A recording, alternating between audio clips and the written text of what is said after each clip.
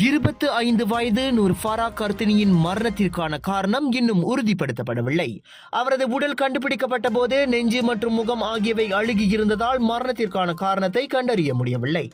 அதனால் நூர் ஃபரா கர்த்தினியின் மரணத்திற்கான காரணத்தை கண்டுபிடிக்க சுங்காய் புலோ மருத்துவமனையின் தடயவியல் பிரிவை சேர்ந்த நோயியல் நிபுணர்களுக்கு சடலத்தில் இருந்து எடுக்கப்பட்ட சில உயிரியல் மாதிரிகளின் ஆய்வக பகுப்பாய்வு முடிவுகள் தேவைப்படுவதாக ஸ்லாங்கூர் போலீஸ் தலைவர் டத்தோ உசேன் ஒமர் கான் தெரிவித்தார்.